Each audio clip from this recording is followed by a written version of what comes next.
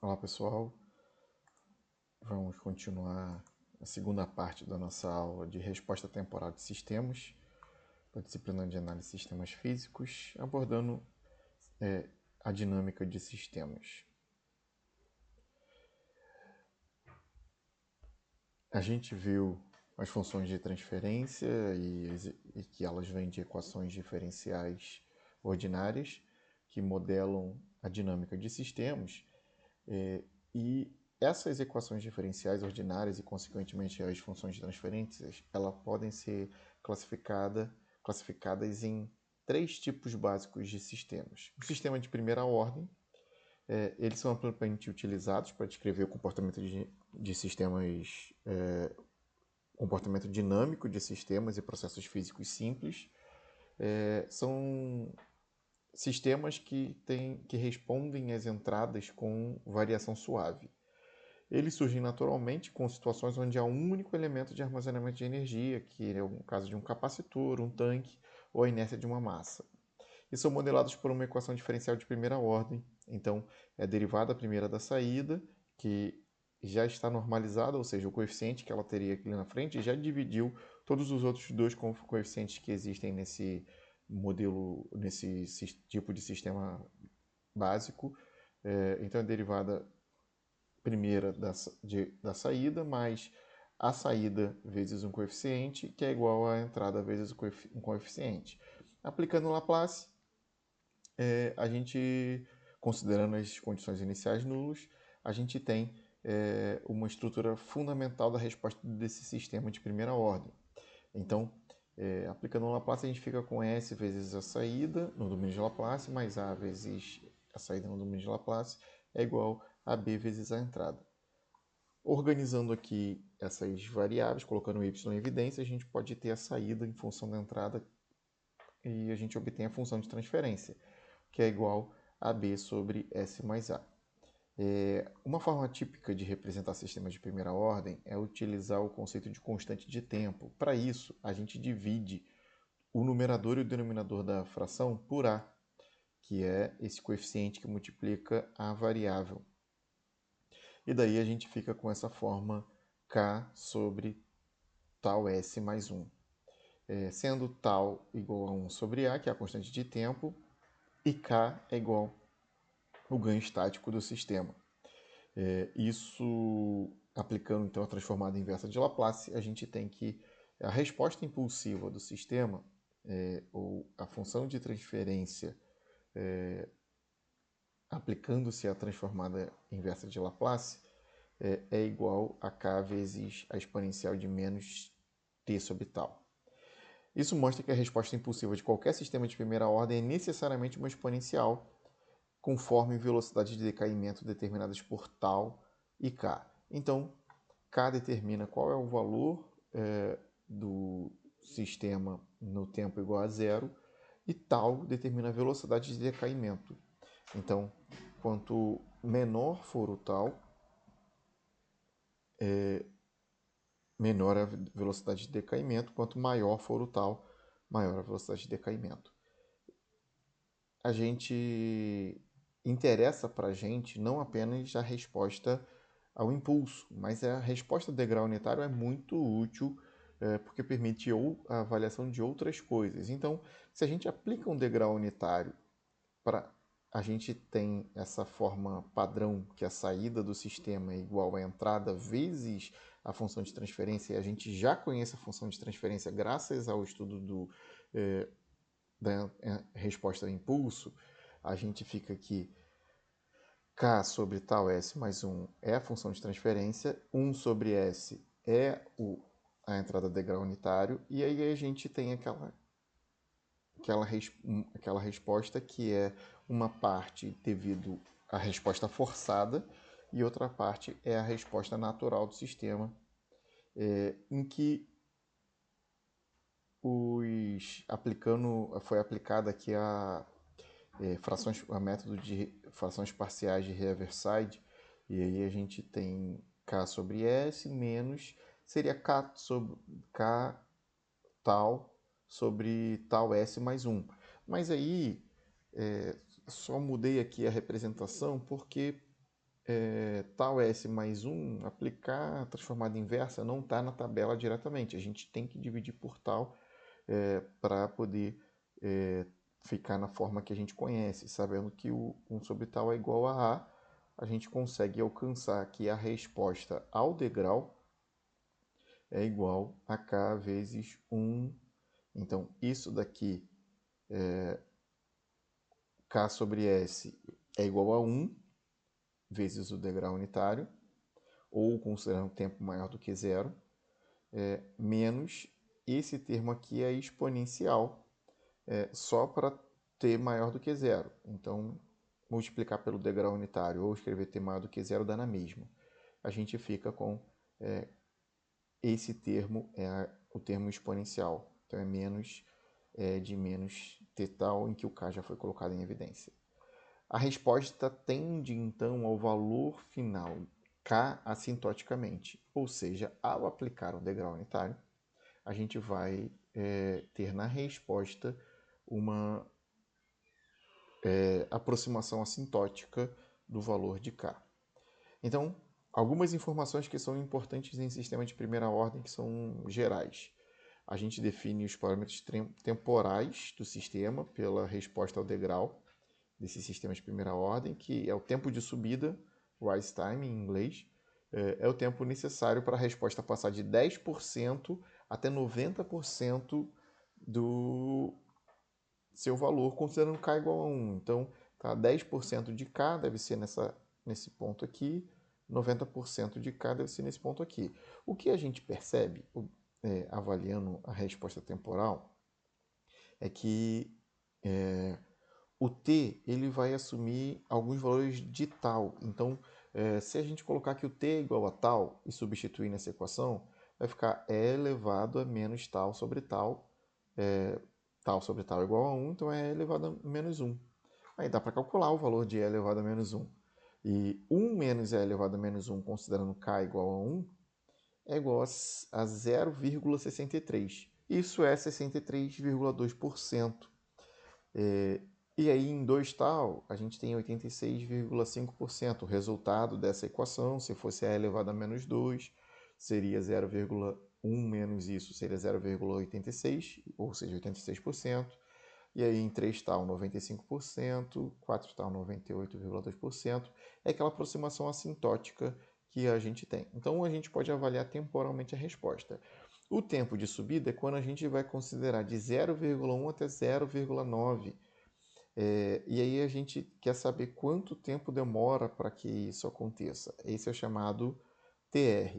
Então, tal, que também é chamado constante de tempo do sistema, permite a gente calcular o tempo de subida, quando passa aqui do 0,1 até chegar a 0,9 do valor final, ou de 10% a 90% do valor final. Isso a gente consegue calcular, não vou fazer essa conta aqui, mas é muito fácil calcular isso, é igual a 2,2 tal. O tempo de assentamento é o tempo necessário para a resposta atingir e permanecer na faixa de 2% em torno do valor final. Então a gente percebe que em 3 tal a gente está com 95% do valor final, em 4 tal a gente já está com 98,2% do valor final, ou seja, só ficou uma margem aí de 1,8%. Então, para chegar nessa faixa de 2%, é aproximadamente em 4 tal a gente já bateu o valor assintótico, porque ele só vai se aproximar do valor 1 ou do 100% da resposta depois, conforme o tempo passar. O que pode a gente definir que a resposta transitória só vai aqui até 4 tal. Depois de 4 tal já é o valor permanente, que é o valor que vai se manter.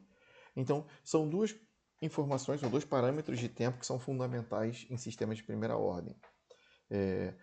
O parâmetro fundamental, na verdade, antes desses dois, é o tal, constante de tempo do sistema. Determina o sistema, cada sistema é caracterizado por um tal.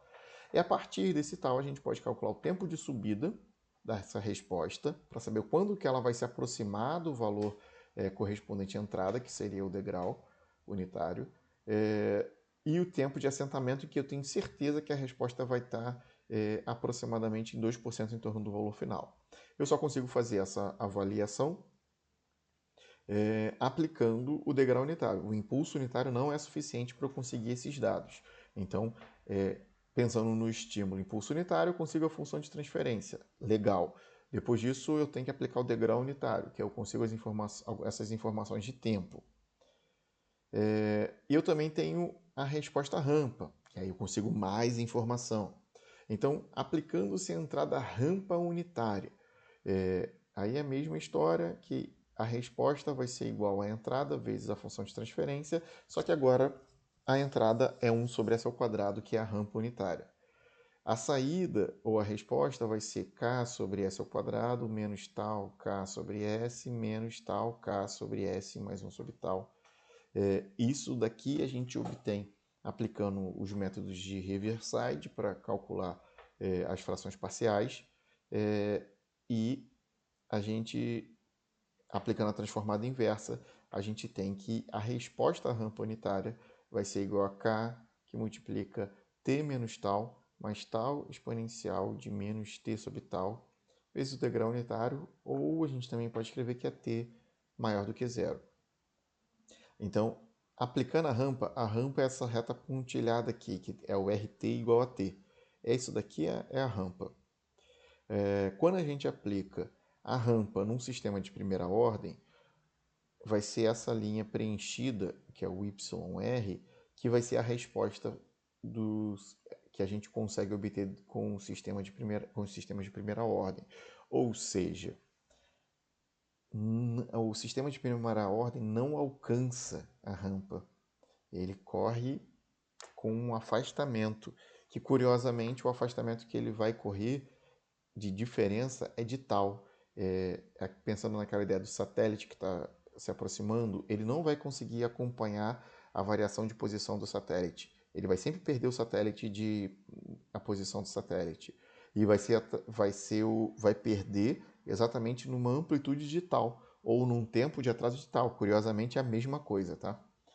O tempo de atraso e a amplitude. Então, a gente colocando a rampa unitária no sistema de primeira ordem, a gente já viu que vai ter um erro. A resposta não é capaz de acompanhar a entrada. O erro máximo será de tal. Aí a gente tem como fazer aquela relação de respostas no sistema de primeira ordem. A resposta impulso que a gente tem do sistema de primeira ordem é 1 sobre tal exponencial de menos t tal. Se a gente integrar essa resposta aqui no tempo, aí que fica um dever de casa, integral de 0 até t da exponencial.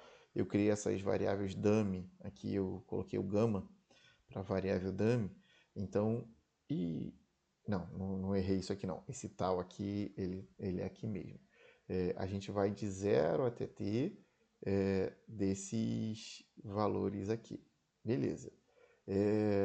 Aplicando então essa integral, quando t igual a 0 ou o gama igual a 0, a gente vai ter o valor igual a 1. Quando o gama igual a t, aí fazendo aqui os arranjos para calcular integral exponencial, né? A gente fica com menos e de menos t tal mais 1. Curiosamente, vou voltar aqui no slide do degrau. Cadê? 1 menos e de menos t tal. Aí, e isso é a mesma coisa que... meu Deus. Menos e de menos t tal mais 1. Ou seja, 1 menos e de menos t tal. Aí a rampa, não deu t menos tal mais tal é menos t tal? Olha o que vai dar se a gente fizer a integral da resposta ao degrau. Vai ser a resposta à rampa. A gente consegue a resposta à rampa a partir da resposta ao degrau. E a resposta à parábola, a mesma coisa. A gente consegue integrar a partir da resposta impulso, a gente integrando, a gente consegue a resposta ao degrau, depois a resposta à rampa, depois a resposta à parábola. Consegui. Também é possível a gente fazer por derivação. A gente tem a resposta à parábola. Se eu derivar a resposta à parábola, eu consigo a resposta à rampa. Se eu derivar a resposta à rampa, eu consigo a resposta ao degrau. E se eu derivar a resposta degrau, eu consigo a resposta impulso e dá certinho, já que os sistemas são lineares, a gente pode fazer esses procedimentos matemáticos que a gente chega lá. Então, e eu já havia comentado sobre isso, que eu consigo descobrir então o sistema, fazer a identificação do sistema aplicando um degrau ou uma rampa ou uma soma de degraus. A rampa eu consigo calcular o tempo de subida. Então, eu aplico uma rampa limitada. Se eu faço uma rampa menos uma rampa atrasada, isso é um sinal que eu consigo aplicar de fato a um sistema. Eu consigo descobrir as características do sistema olhando a resposta, depois eu derivo a resposta e eu fico com as informações do sistema e consigo a resposta ao impulso dele e a gente consegue fazer muitas... eu tenho ainda um vídeo que a gente vai fazer de identificação de sistemas que a gente vai trabalhar em coisas o mais realistas possível de sistemas para identificar o que tem no sistema. Se é um sistema de primeira ordem, segunda ordem, a gente vai conseguir trabalhando ele. Depois dos sistemas de primeira ordem, a gente avalia os sistemas de segunda ordem. Eles são amplamente utilizados para representar o comportamento dinâmico de processos físicos com interações acopladas entre energia cinética e potencial. Então, esses sistemas surgem naturalmente em situações onde há dois elementos de armazenamento de energia, como massa e mola, ou indutância e capacitância, que são os casos gerais que a gente está trabalhando nesse curso. E são modelados por uma equação diferencial de segunda ordem. Então, a gente está normalizando aqui com o parâmetro de mais alta ordem, ou seja, A1 está dividido pelo termo que estaria aqui, A0 também e B também, mas aí eu escolho quais são as letras que eu estou usando, por isso que eu posso omitir esses caras e omitir um só, né? Não posso omitir mais de um. O que acontece é que a presença dessa segunda derivada permite que esses sistemas exibam comportamentos oscilatórios amortecidos ou até ressonantes, dependendo dos coeficientes envolvidos. A gente pode ter soma de duas exponenciais, ou a gente pode ter um par de polos complexos conjugados, e aí isso gera oscilação. Então, depende dos valores de A1, A0 e B para a gente achar os polos. Reescrevendo agora no domínio Laplace, ao aplicar Laplace, a gente fica com essa expressão, e aí é possível colocar o YS em evidência e fazer a saída pela entrada, e a gente fica com B igual a S ao quadrado mais A1S mais A0, pensando nos coeficientes da equação diferencial ordinária que a gente tinha no início. Mas uma forma geral de escrever isso, e a gente pode dar interpretação física para esses parâmetros, é escrever ômega-n ao quadrado, sendo ômega-n a frequência natural do sistema, e aí a gente tem que o ômega-n ao quadrado é a raiz quadrada de A0, esse coeficiente que multiplica aqui só a saída sem derivação. A gente tem o zeta, que é o fator de amortecimento. O zeta é igual ao parâmetro A1 dividido por 2 vezes a frequência natural, a frequência natural do sistema, e sendo K é igual a B sobre ômega n ao quadrado, que é o ganho do sistema de segunda ordem. Os polos, a gente calculando essa expressão de segundo grau, se a gente faz menos b mais ou menos a raiz de b ao quadrado menos 4ac, a gente consegue simplificar e chegar que os polos, na verdade, são isso aqui. Menos eta, ômega n, porque não é menos b sobre 2a. Então, o 2 vai cortar com 2 de baixo, fica menos eta sobre ômega n. Mais ou menos ômega n, porque vai ter b ao quadrado menos 4ac, ou seja, o ômega n ao quadrado vai sair da raiz, vai ficar só ômega n, raiz de zeta ao quadrado menos 1. Esses são os polos, são dois polos, porque eles vão ser complexos conjugados. E aí, isso se essa parte que foi imaginária. A gente chama de sigma, a atenuação desse sistema, vai ser o expoente das exponenciais, porque vai ser a parte real do polo ou da raiz dessa equação de segundo grau. E ômega d é ômega n raiz quadrada de zeta ao quadrado menos 1, é a frequência natural amortecida do sistema. Aí no plano complexo, a gente pode representar os polos de sistemas de segunda ordem dessa seguinte maneira, em que menos zeta ômega n vai ser a parte real da minha raiz, e mais j ômega n é raiz de 1 menos zeta ao quadrado. Aí percebam a diferença aqui, que era zeta ao quadrado menos 1. Mas se eu colocar um menos 1, multiplicar duas vezes por menos 1 aqui dentro, eu tiro um menos 1 de dentro dessa raiz, vai ficar o j. E mantenho um menos 1 aqui dentro, vai ficar um 1 menos zeta ao quadrado. Então agora eu tenho 1 menos zeta ao quadrado e com o j aqui, separando parte real e imaginária, forçando que tenha parte imaginária. Normalmente a gente foge disso, mas não, eu quero que tenha parte imaginária e parte real para colocar no plano S. E aí os dois polos vão ser esses polos representados aqui.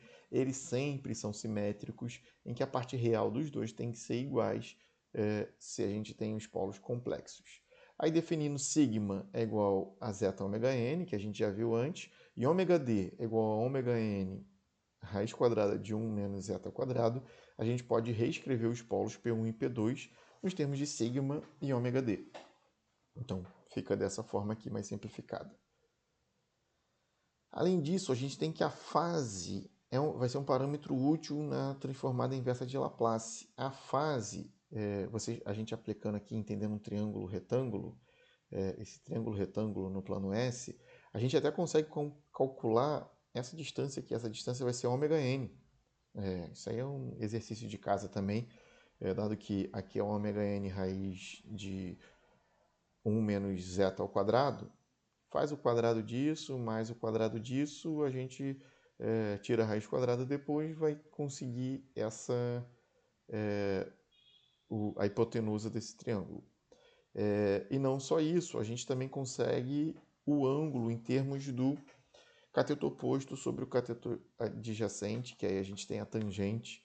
Então, fazendo o cateto oposto de θ, que é ômega n raiz de 1 menos zeta ao quadrado, dividido por menos ômega n zeta, a gente pode cortar ômega n com ômega n, aí é uma possibilidade, que é o caminho que eu coloquei aqui de baixo. Então fica o arco tangente apenas pensando no coeficiente de amortecimento. Variar o coeficiente de amortecimento muda esse ângulo aqui. Ou a gente também pode deixar em termos de ômega d e sigma. É arco tangente de menos ômega d e sigma. Então, a fase, isso aqui caracteriza a fase do cosseno, do seno que a gente vem a fazer, e não precisa representar em seno e cosseno separado. Então, é uma facilidade que a gente tem ao observar o sistema de segunda ordem nos termos desses parâmetros que são fisicamente interpretáveis. O ponto de maior interesse no sistema de segunda ordem é o coeficiente de amortecimento, porque o valor do coeficiente de amortecimento dá 4 tipos de resposta diferentes, ou define 4 comportamentos da resposta do sistema. Que é o caso não amortecido, porque o zeta é o fator de amortecimento. Então, se o zeta for zero, a gente tem um sistema não amortecido, que é uma oscilação permanente com frequência ômega n. Ou seja, se o módulo de zeta é igual a zero, isso quer dizer que o zeta é igual a zero, é um sistema não amortecido, que o fator de amortecimento é nulo.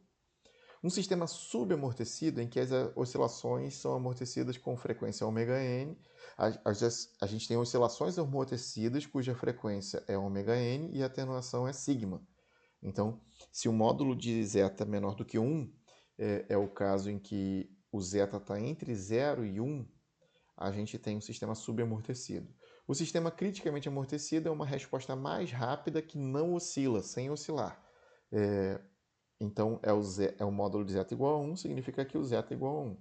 E também o sobreamortecido é a última possibilidade de zeta, é uma resposta lenta e sem oscilações. Então, o módulo de zeta maior do que 1 é a mesma coisa que o zeta maior do que 1.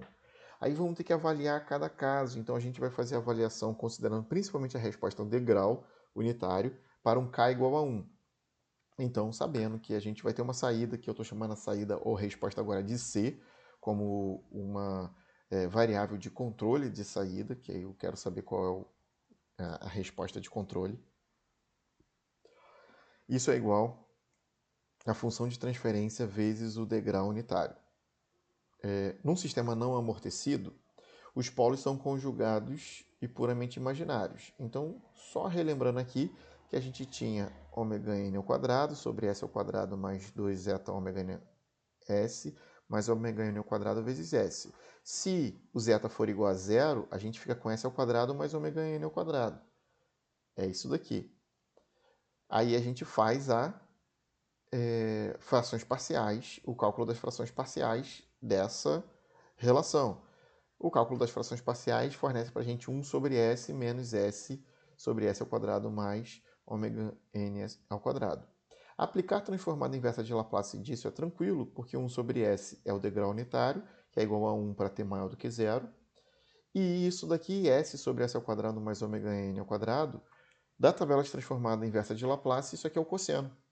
Então é o cosseno de ômega n. O que a gente tem a resposta é somente oscilação. E isso quer dizer que a gente está em cima do eixo imaginário. Que nem eu já mostrei antes no mapa de polos e zeros. A gente tem um sigma igual a zero, mas tem um ômega n que está gerando a oscilação. Esse é o sistema não amortecido, que só vai oscilar. Depois a gente vê o zeta entre 0 e 1, que é o sistema subamortecido. Os polos são complexos conjugados e se situam no semiplano esquerdo de S.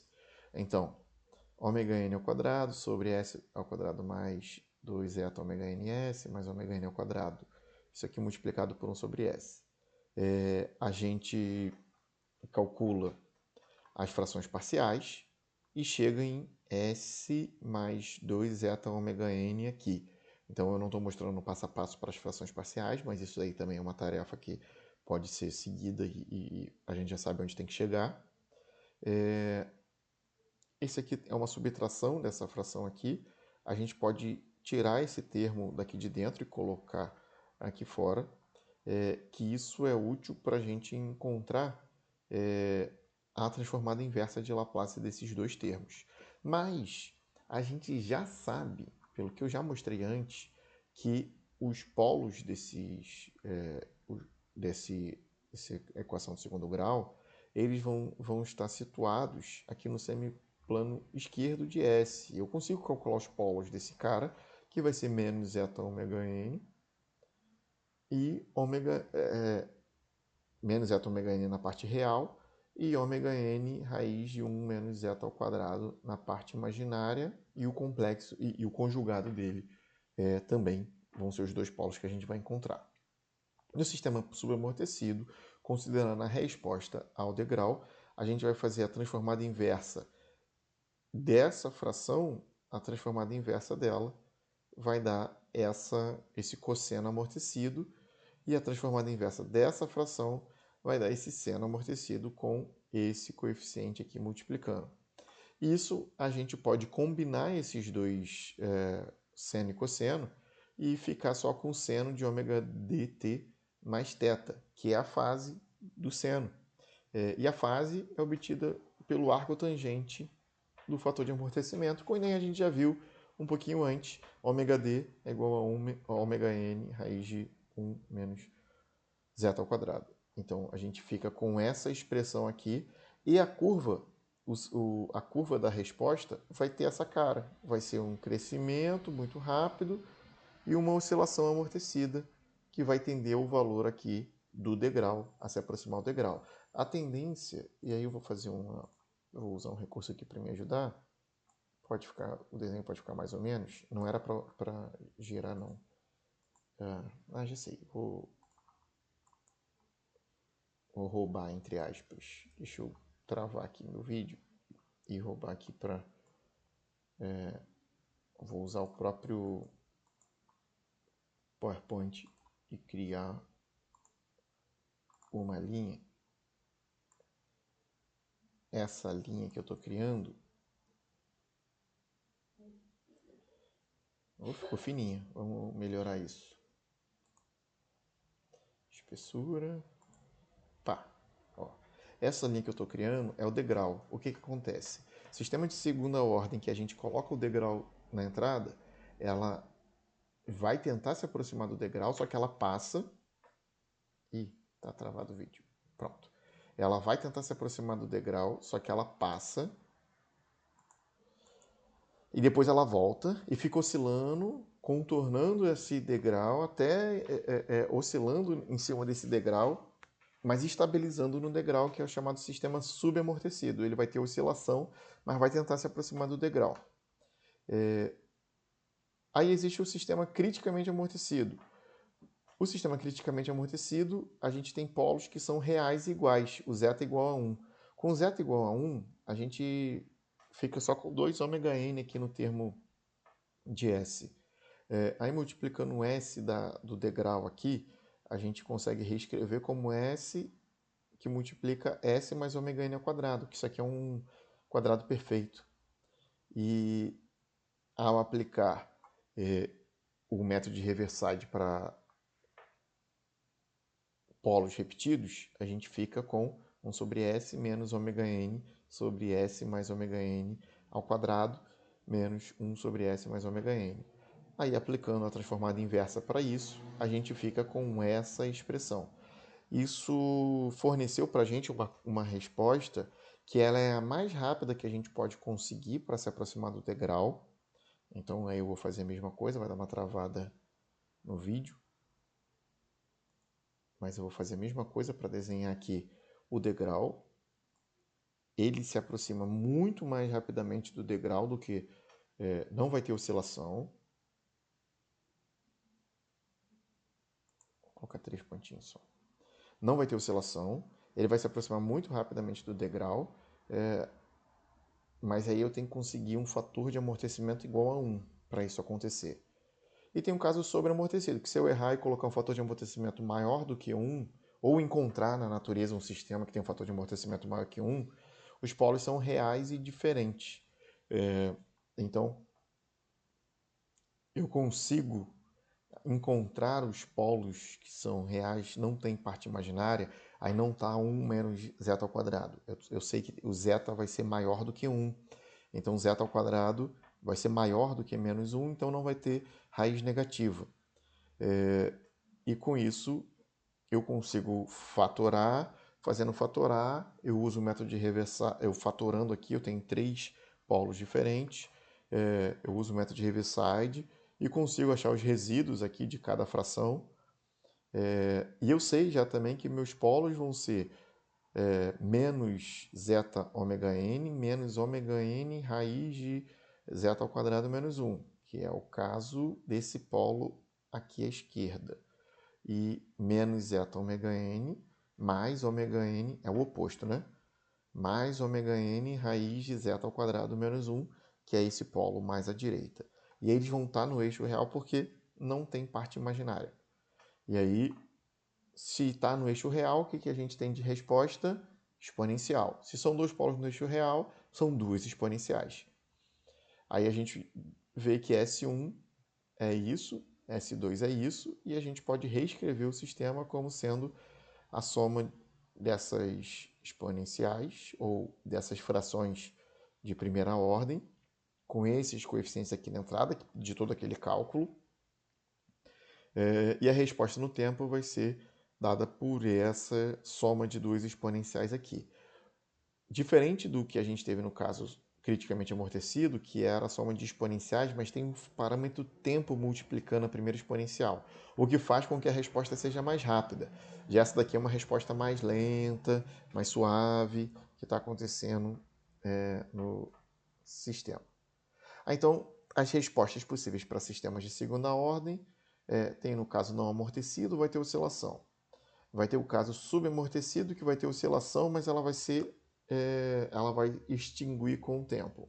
No criticamente amortecido, a gente vai ter uma resposta mais rápida para se aproximar do degrau. Aí, sendo que o criticamente amortecido e o subamortecido eles estão bem próximos um do outro em relação à resposta. E no caso sobreamortecido, vai ter uma demora muito maior para que o sistema alcance o degrau. Só no caso no amortecido que a gente não alcança o degrau. A gente tem uma questão de a resposta não conseguir acompanhar a entrada, ela fica oscilando sempre. Então, os exemplos que eu tenho aqui, um sistema de segunda ordem, que é não amortecido, é um damped, não amortecido, ou seja, os polos estão no eixo imaginário, a gente vai ter essa oscilação.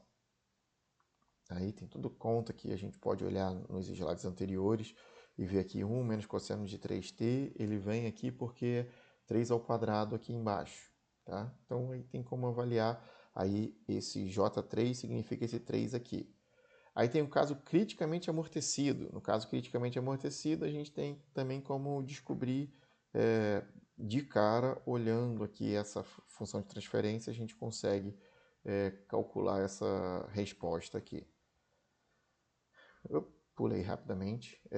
No caso sobreamortecido ou superamortecido, a gente tem esses dois polos no eixo x, são duas exponenciais somadas e a resposta vai ser mais lenta. E tem o caso subamortecido. Então a gente fica com raiz de 8 é o ômega da gente nesse caso, e aí aplicando, dá para colocar na forma de soma de cosseno e seno, ou cosseno com uma fase. Aí aqui está a resposta para esse exemplo, numérica. Aí os sistemas de segunda ordem, dentre os regimes possíveis, o subamortecido é o mais representativo em sistemas de segunda ordem. É que os criticamente amortecido e sobreamortecido são dois casos muito parecidos um com o outro. Se a gente voltar aqui um slide, ó, o sobreamortecido e o criticamente amortecido, eles parecem sistema de primeira ordem, resposta de sistema de primeira ordem. E aí, só que tem o criticamente amortecido é mais rápido do que um sistema de primeira ordem, simplesmente. Então, criticamente amortecido e sobreamortecido parece sistema de primeira ordem. O não amortecido é um sistema que vai ficar oscilando, é um oscilador. Então, também não tem muito o que se avaliar de um sistema oscilador. Não é nem um pouco interessante sistemas que oscilam dessa maneira. Mas o sistema subamortecido ele caracteriza a resposta de sistemas de segunda ordem em geral, porque a gente percebe algumas características próprias. Então, dentre os regimes possíveis, o subamortecido é o mais representativo em sistemas de segunda ordem e será analisado com a ênfase. A gente observa a variação do zeta, que é o fator de amortecimento. Quanto menor o zeta, mais oscilação a gente vê. Quanto mais próximo de 1 o zeta, mais ele se aproxima do criticamente amortecido. Aí a gente vê que se a gente andar com os polos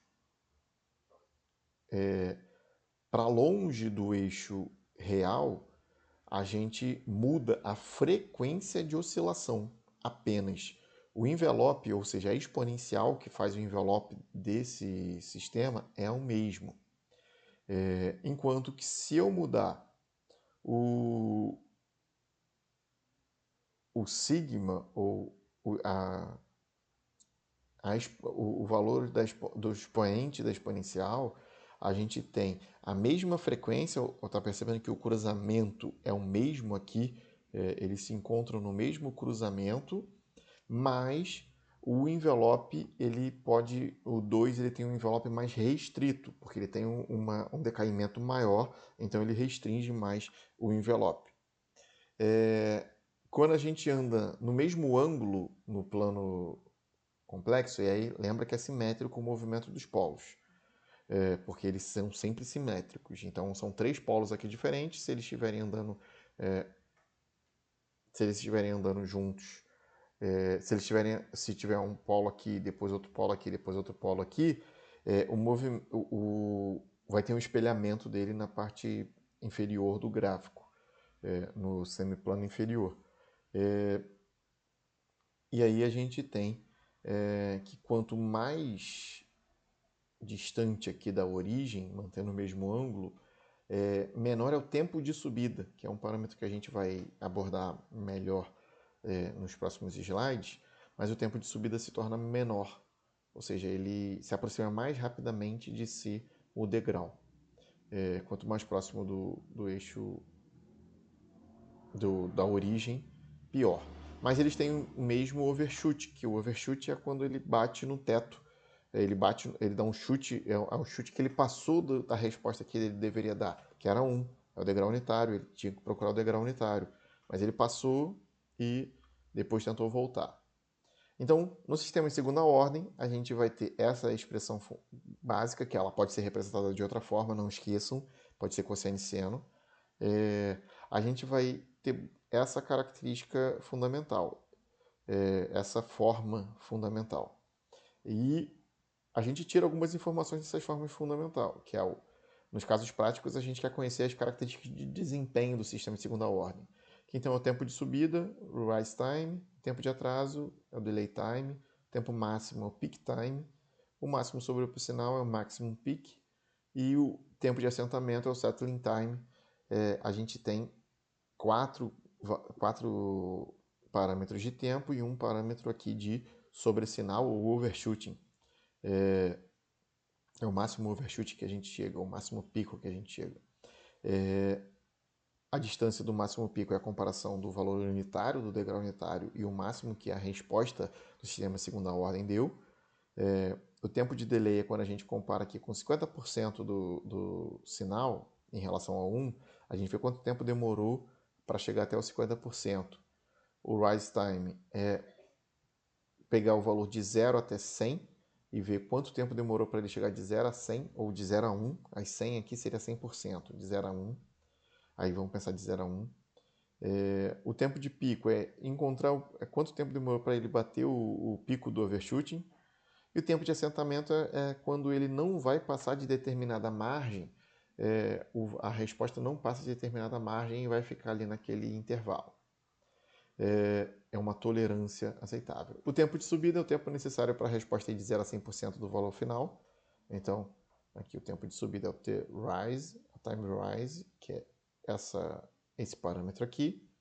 O tempo de atraso, delay time, é o tempo necessário para a resposta atingir a metade do valor final. O tempo de subida é o tempo necessário... Ih, eu repeti. Ah, não. Passei errado. Desculpa. Foi o scroll que deu problema.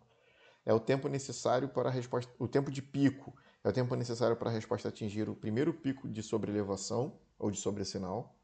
Então, o tempo de pico é quando ele bate aqui no primeiro ciclo da oscilação. Primeiro máximo da oscilação. E o máximo sobre o sinal é o desvio máximo da resposta medido a partir do valor final da resposta, ou seja, uma comparação com o valor final que é 100% e o valor máximo que está batendo aqui. O tempo de assentamento ele é o tempo necessário para a resposta atingir e permanecer em uma faixa de erro no torno do valor final. Pode ser 2% ou 5%, em geral a gente escolhe um desses dois valores. Aí para calcular o tempo de subida, é um cálculo chatinho, mas vamos lá. A gente faz com que o tempo de subida é quando o C, que é a resposta, é 0 até 1. Então, o tempo de subida vai ser do 0, quando o C é 0, até o C igual a 1. Ou seja, é o próprio valor de tempo quando o C alcança o valor 1, a primeira vez. Então, na equação de resposta da grau unitária subamortecida, em que T é igual a TR, a gente vai ter o T igual a TR.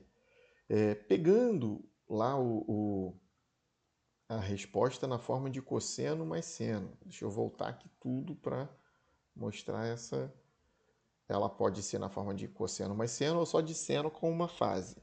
Vamos usar de cosseno mais seno. Fica mais fácil, mesmo que é muita conta ali, mas fica mais fácil, acreditem. Então a gente tem o cosseno da resposta mais o seno, está exatamente copiado o que a gente consegue calcular da resposta subamortecida, lá aplicando a transformada inversa de Laplace nesse caso. Isso é igual a 1.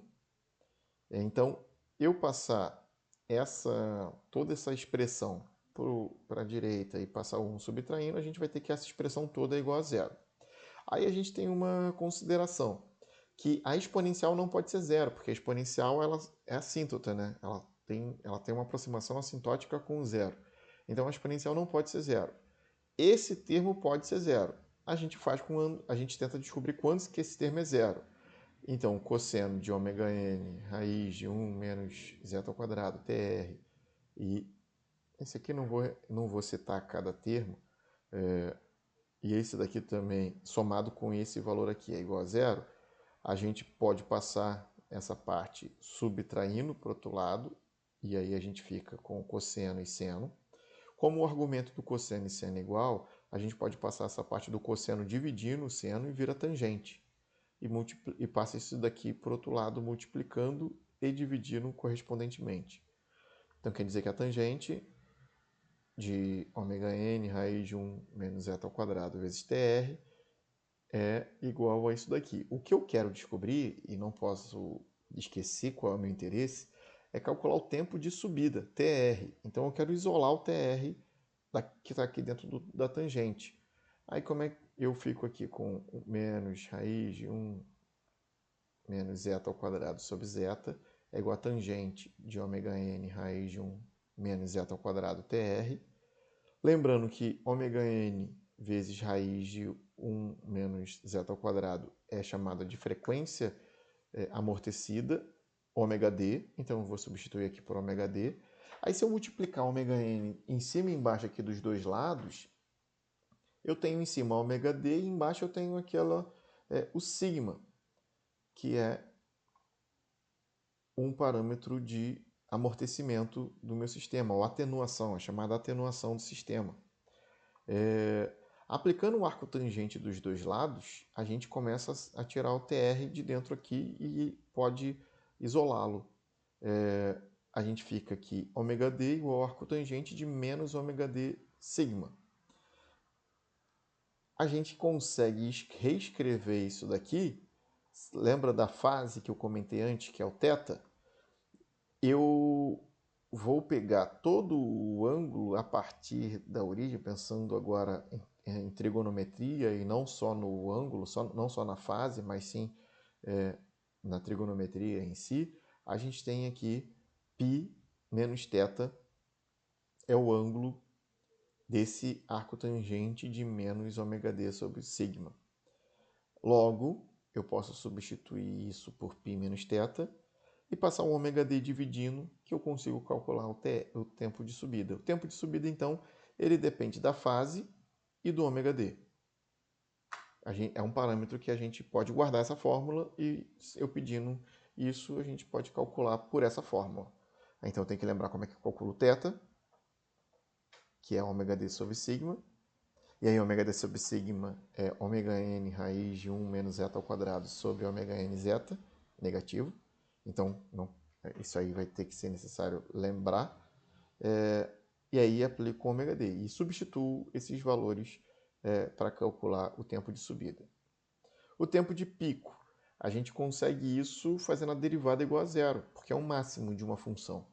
A gente pode encontrar o máximo e mínimo da função pela derivada igual a zero e ver qual é o primeiro máximo depois do t igual a zero, ou seja, não pode ter o t diferente de zero. Logo depois do t diferente de zero é o primeiro máximo da função cosseno. Derivando essa função aqui, a gente fica com essa função que é a função geral da resposta, né? Derivando a função geral da resposta, e dá para vocês com calma acompanharem e ver aqui, olha, está derivando, derivar 1, zerou. Derivada desse primeiro termo, dá isso e eu só repito o segundo termo, fazendo a regra da cadeia. Depois, repito o primeiro termo e faço a derivada do segundo termo. E aí, eu consigo fazer alguns ajustes matemáticos por causa do ômega d, por causa do zeta ômega n, 1 menos zeta ao quadrado. A gente faz alguns arranjos matemáticos, principalmente o arranjo matemático que eu faço é deixar todo mundo sobre o mesmo denominador, que é 1 menos zeta ao quadrado, raiz de 1 menos zeta ao quadrado.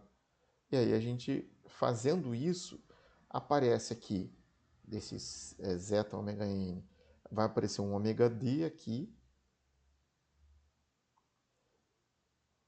Já tinha um ômega d aqui, já tinha um ômega d aqui.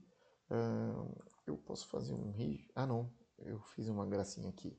Em que o ômega d é o ômega n raiz de 1 menos zeta ao quadrado. Isso aqui virou ômega d. E aí eu percebo que esse termo do cosseno é igualzinho esses dois. Eles são positivo e negativo. Daí eu posso cortar os dois. Já vai simplificar bastante minha vida. E aí vai sobrar só o termo do seno.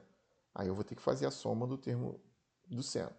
Fazendo a soma do termo do seno, que é isso daqui mais isso daqui, Aí eu tenho que ver aqui que o ômega d, ele é ômega n vezes raiz de 1 menos zeta ao quadrado. Se eu multiplicar as duas raízes, ela vai ficar, eu tiro a raiz. Tirando a raiz, eu vou ter ômega n menos zeta, aqui, zeta ao quadrado aqui, e aqui eu vou ter mais, o que dá para cortar também. Então, olhando com cuidado, vai dar para ver que esse termo vai se cortar com todo esse termo aqui, sobrando só ômega n dividido por isso, multiplicado por isso, seno de ômega d. E eu quero saber o tempo de pico, o TP. Para isso eu tenho que isolar o TP que está aqui e aqui. E como a derivada tem que ser igual a zero, aí eu me vale do mesmo princípio que eu me vali anteriormente. Exponencial não pode ser zero. Só o seno pode ser zero. Aí para o seno, se o seno, para o seno ser zero, o argumento do seno, que é ômega dTp, tem que ser igual a zero, π, 2π. A gente consegue valores de seno igual a zero para esses valores de ômega dTp. Isso quer dizer que o Tp é igual a π sobre ômega d. Conseguiu o valor do tempo de pico. O sobresinal é quando o tempo é igual ao tempo de pico, ou seja, π sobre ômega d. Vou substituir. Aí, lembrando que eu tenho que subtrair 1 do máximo sobresinal, que é a comparação de 1 até o máximo. Então, o máximo vai ser igual a... O máximo sobresinal é o valor da função menos 1. É só a distância, voltando aqui para o gráfico para mostrar, é só a distância do máximo até o 1. Então, é o valor da função menos 1. Opa! Beleza. Aí, substituindo o tempo de pico, que é π sobre ômega d, que a gente acabou de calcular, a gente corta aqui ômega d com ômega d dentro do cosseno e do seno. Aí só vai sobrar cosseno de π aqui. Eu também substituí no tempo aqui, ficou π sobre ômega d. E aí a gente pode fazer já alguns procedimentos matemáticos, que zeta vezes ômega n é sigma. O cosseno de π é menos 1. O seno de π é zero. Então isso aqui vai zerar. E aí eu só vou ficar com menos vezes menos mais a exponencial. Vou abrir de novo em zeta ômega n e ômega d eu abri em ômega n raiz de 1 menos zeta ao quadrado π. Posso cortar ômega n com ômega n. O máximo sobresinal vai ser dado por essa expressão aqui. Então a gente tem a equação para calcular o máximo sobresinal. Por fim, a gente ainda vai calcular o tempo de assentamento, que é estimado quando o decaimento das envoltórias exponenciais da curva da resposta alcança e permanece na faixa de mais ou menos 2% ou mais ou menos 5% em torno do valor final.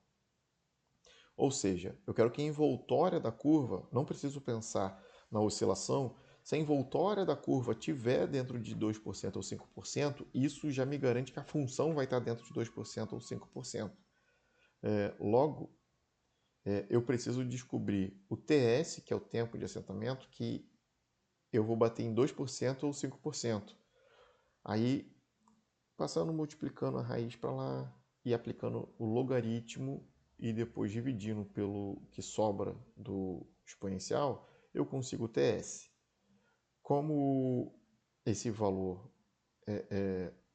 ele fica uma constante, um zeta ao quadrado, na verdade esse zeta pouco influencia o termo do numerador, a gente consegue fazer uma aproximação que essa raiz ela pouco influencia, esse número aqui vai ser muito mais influente.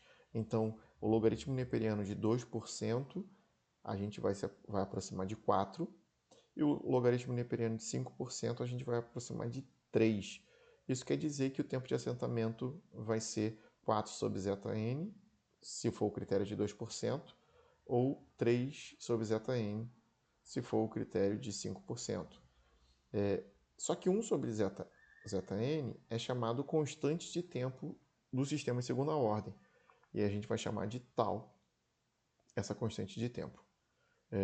Então, a gente tem aqui o tempo de assentamento. No sistema de primeira ordem, a gente utiliza ali o critério de 2%, que é 4 constantes de tempo. Então, aqui fica no mesmo contexto. Se eu quiser ficar com algo mais relaxado, seriam só 3 constantes de tempo. Aí alguns comentários sobre a resposta transitória. Aí, em aplicações de controle, é desejável uma resposta suficientemente rápida e amortecida. Então, algumas aplicações não toleram oscilações. A gente queria algo mais próximo do criticamente amortecido. Aí, os valores comumente utilizados para zeta estão situados no intervalo de 0,4 até 0,8. Se for menor do que 0,4, a resposta vai exibir um sobressinal excessivo. Vai lá no topo e depois volta. Aí, se o zeta for maior do que 0,8, a resposta pode ser lenta e não é interessante, ela não é rápida o suficiente para aproximar do degrau. Então, a localização desejada dos polos da malha fechada no sistema de controle é essa área chorada com zeta maior do que 0,4 e o TS menor do que 4 sobre sigma. São os polos do sistema de segunda ordem, o ideal que seja nessa região. O último tipo de sistemas que a gente avalia é o sistema de ordem superior. Os sistemas físicos e de controle, os sistemas naturais e o de controle, os artificiais projetados, eles podem possuir mais de 2 polos e até mesmo zeros. Então, sistemas com número de polos superior a 2 são chamados sistemas de ordem superior. Aí, para sistema de ordem superior ou sistemas com zero, as expressões utilizadas anteriormente para o cálculo de parâmetros da resposta transitória não podem ser aplicadas. Aí, só que a resposta de um sistema de ordem superior consiste de um somatório de exponenciais e oscilações amortecidas que são superpostas à componente de resposta forçada. É a equação que a gente já viu antes. Então, considerando um sistema de ordem n, um sistema de ordem superior, com n polos no semiplano esquerdo do plano S, porque ele não pode crescer indefinidamente, não é interessante. Sistemas instáveis, a gente não quer saber deles. A gente já diz que é instável e não dá para fazer mais nada. Considerando k polos reais e 2L polos complexos ou repetidos, sendo n então igual a k mais 2L. Porque lembra que os polos complexos eles são sempre impares, por isso que tem aí L é uma quantidade limitada. E aí a quantidade de polos vai ser 2L. Convertendo essa representação geral aqui para o domínio do tempo, a gente vai ter a resposta forçada, mais uma soma de exponenciais, mais uma soma de oscilações amortecidas ou oscilações que não é interesse, o ideal é sempre oscilações amortecidas, que é o que caracteriza sistemas de segunda ordem. Então, a representação geral da resposta de segunda ordem pode ser simplificada para isso aqui. Beleza. Pensando nessa resposta simplificada, os polos complexos eles situam-se mais próximos ao eixo imaginário. Então, quando a gente tem a parte que tem polos reais e polos complexos, os polos complexos eles vão se situar mais próximo do eixo imaginário. Logo, é possível estabelecer condições para que os componentes exponenciais da resposta possam ser desprezados. A gente pode desprezar o componente de primeira ordem, os componentes exponenciais. Então, o sistema de ordem superior é quebrado em sistemas de primeira e segunda ordem, só que a gente pode desprezar muitos dos componentes exponenciais. Considerando-se 2 aspectos. A distância do polo real ao eixo imaginário deve ser suficientemente grande comparado ao produto zeta ômega n. Quanto mais distante o polo se situa do eixo imaginário, maior é o expoente da componente da exponencial e, consequentemente, mais rápido seu decaimento. Ou seja, se uma exponencial decai rápido, tem um coeficiente de decaimento muito rápido, ela pouco influencia na resposta nem transitória nem permanente. É algo que devanece, que aconteceu tão rapidamente que nem afetou a resposta. E também a amplitude do resíduo aí, que são os resíduos ou os ganhos, aí vamos com cuidado nesse termo ganhos, mas vamos pensar ganhos locais, que são os resíduos das exponenciais. Se essa amplitude for pequena em relação aos demais resíduos, aí quanto menor a amplitude da exponencial, menor é o efeito da resposta completa no sistema. Então, se a exponencial for muito pequena, ela pouco influi na resposta geral do sistema. Os polos que têm efeitos dominantes no comportamento da resposta transitória são chamados de polos dominantes. Eles que interessam. Os que têm efeitos dominantes no comportamento da resposta transitória. Aí, para efeitos práticos, se a distância do polo real até o eixo imaginário for pelo menos 5 vezes maior que a distância dos polos complexos até o mesmo eixo, o transitório daquele polo é insignificante em relação à ocorrência do pico máximo da resposta, porque zeta-ômega é o valor do polo de segunda ordem. Se a gente tiver uma distância maior do que 5 zeta-ômega, quer dizer que vai decair tão rapidamente essa exponencial que ela pode ser desprezada.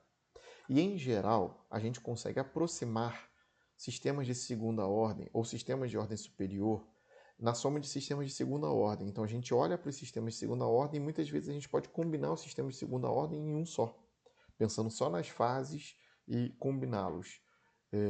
Então, se isso é possível, se isso for possível, a gente aproxima um sistema complexo de ordem superior em um sistema de segunda ordem e olha depois as componentes de primeira ordem.